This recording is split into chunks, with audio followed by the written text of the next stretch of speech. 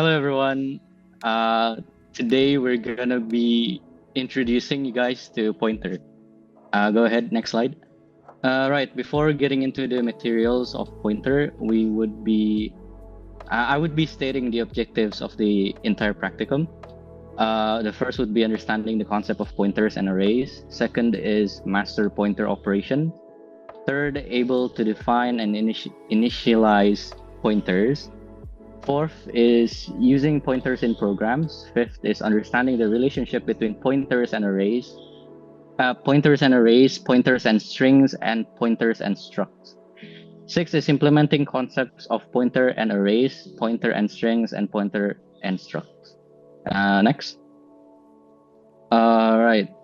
A pointer is A pointer is a variable that has a memory address of another variable. Essentially, what a pointer is an address for us to reference in the program to search for data or any other form of variable that we've made. Just like in the PowerPoint here, the analogy is imagine a computer memory as a row of numbered boxes. A regular variable stores content inside a box, while a pointer stores the box number or address of another variable. And you might be wondering, like, why is it important? Well, it allows us to access data indirectly, which is essential for dynamic memory management. It improves program efficiency, especially when working with large arrays of strings, and it enables passing by reference in functions, so changes within a function will affect the original variable. Okay. Okay, the next one is basic pointer operations. First of all, address operator, as we usually know, is an operator. The function is to get the memory address of variable. For example, an age will return the memory address where the variable age is stored. The second one is difference operator or asterisk operator or star operator. The function is to access the value stored at the address point to by pointer. For example, if p underscore age is a pointer pointing to the variable age, then the star p underscore age will return the value of age. Next one, please. The next one is a pointer declaration. To declare a pointer, the variable only needs the difference operator like this. The first line is data type, then the star operator, then the pointer names. Next one. Okay. Next, it's pointer initialization. So in C, when we talk about initializing pointers, there are basically two situations. We can point to a single variable or to multiple variables in an array. For example, if it's just one integer, we store the address of the variable, and if it isn't an array, the pointer will directly point to the first element. Same goes to char. We can use it for a single character or for a string like Daskom. Think a pointer like saving someone home address instead of saving the person. It's all about knowing where the data lies. Next we have void pointer initialization. A void pointer is a type of pointer that can store the address of a variable of any data type. However, the limitation of a void pointer is that it lacks information about the data type it points to. That means if we want to use it, we need to cast it into the right type first. In the code example, we have first it's point to an integer, then we cast it back to integer to print the value, and then next we make it point to a float, cast it again, and print the value. Lastly, we try with a char, and again we chase it so we can see the result. So basically, a void pointer is like a universal box. You can put anything inside, but whenever you open it, you gotta dial what's inside before using it. Okay, next. Okay, in the C language, an array is a constant pointer that stores a memory address. Therefore, a pointer works similarly to an array. We can access array element using pointer notation, like this. And go to the example. First, we create an array named R with 5 integer. And next, we declare a pointer as ptr that point to the first element of the array. In C, the name of the array is actually the memory address of its first element. So ptr equal R means ptr now points to R index 1, index 0. And this loop print each element of the array in two ways. R I direct access and ptr plus I is access via pointer. And example output like this. And we change the value of the third element or R second, index second to 100. Y plus 2 because array start at index 0, so index 2 is the third item. And the last loop is print the array after the changes. And you will see array second index is now 100. Next. Now next, as you could see, these are pointer arithmetic operations.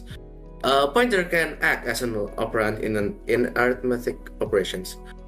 This process is often called pointer arithmetic. As you can see, it is commonly used as an alternative notation for arrays but uses pointers. So, say a larger mathematical operation that will use a whole lot of data, usually, we can use pointers instead in order to save memory, save RAM. For example, for game dev or such and such. But only two arithmetic operations can be applied to pointers, which is addition and subtraction. Now, as you can see, here are the pointers. The numbers are 10, 20, 30, 40, and 50. Now, the initial pointer value, it prints the address and the value.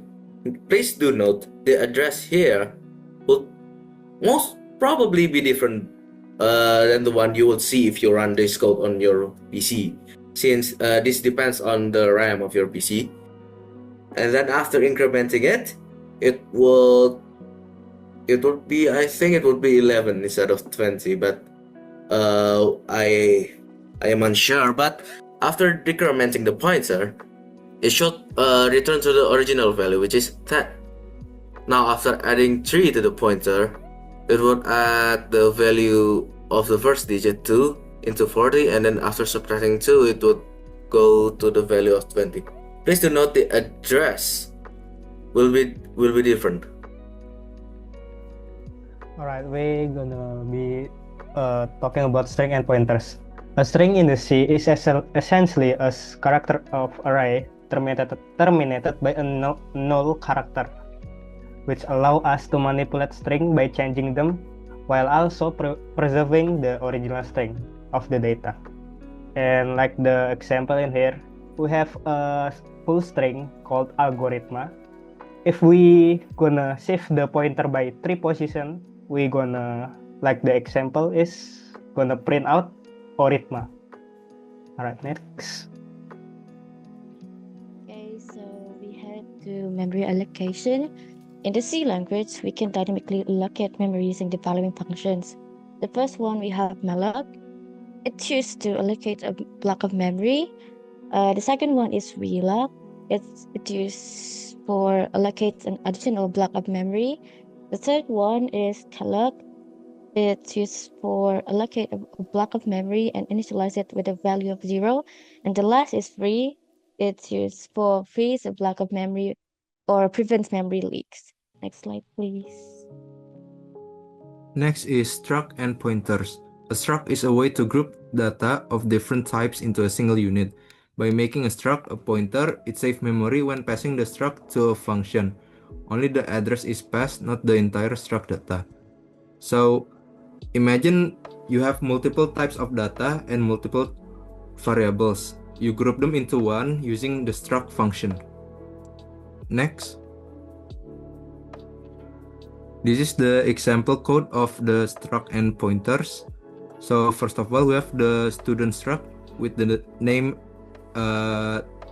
data type is char, and then we have the student ID variable with the data type integer, and then we have the grade variable with the data type as float.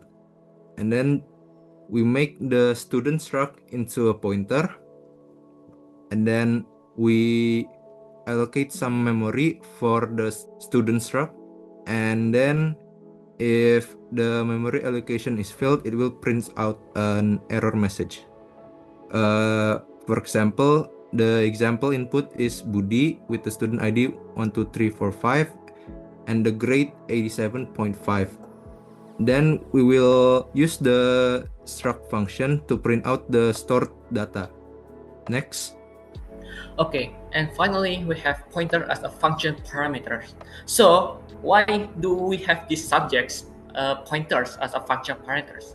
Because in C, by default, if you want to pass a value in a parameter of a function, it passed by a value, not as a reference. Say, for example, we have this code, which is we have like swap function and main function.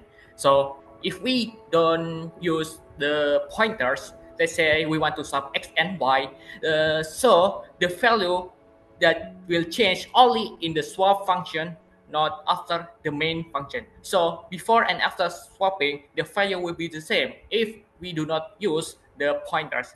But if we use pointers, in this example, we dereference the x and y, so it will change not only in the swap function, but also in the main function, because we access the memory directly in that function using pointers. In this case, we dereference it. So next one.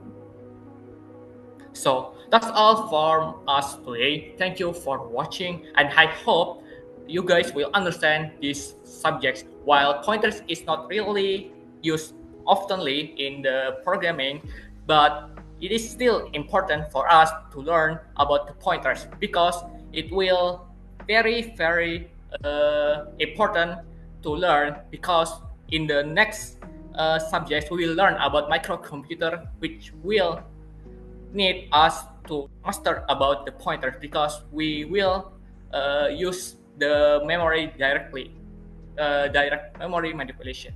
So yeah, thank you for watching.